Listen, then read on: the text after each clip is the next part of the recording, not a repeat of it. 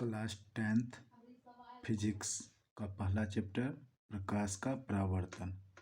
इसका पहला important question कि प्रकाश का अपवर्तन का क्या तात्पर्य है या इसे आप क्या समझते हैं। तो इसका आंसर होगा, समझ ली ये एक सतह है और ये प्रकाश का आ रहा प्रकाश या अपतित किरण है। इसका परिभाषा क्या होगा? प्रकाश की किरण को किसी सतह से टकराकर वापस लौटने को प्रकाश का परावर्तन कहते हैं। ये जो किरण पड़ती है सतह पे उसे आपतित किरण कहते हैं और जो निकलती है उसे परावर्तित किरण कहते हैं। और ये आपतन बिंदु है। आपतन बिंदु से पर एक लंब डाला हुआ रहता है जिसे क्या कहते हैं? अभिलंब कहते हैं।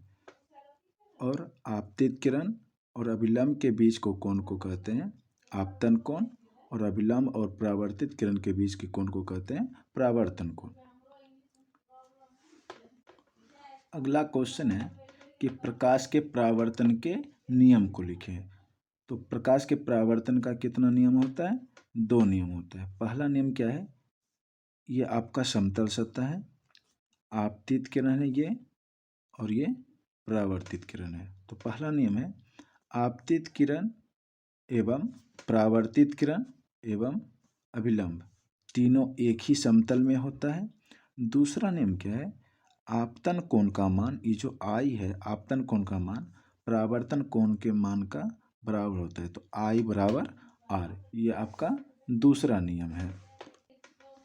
अगला क्वेश्चन आपका आता है कि प्रतिबिंब से आप क्या समझते हैं।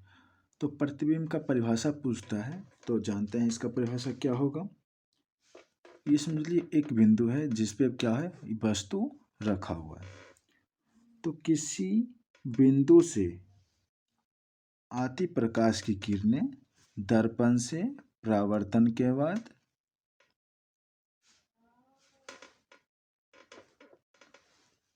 जिस बिंदु पर काटती है, ये जो काट रही है ना, जिस बिंदु पर काटती है या काटती हुई मालूम पड़ती है, उस बिंदु को उस वस्तु का प्रतिबिंब कहते हैं।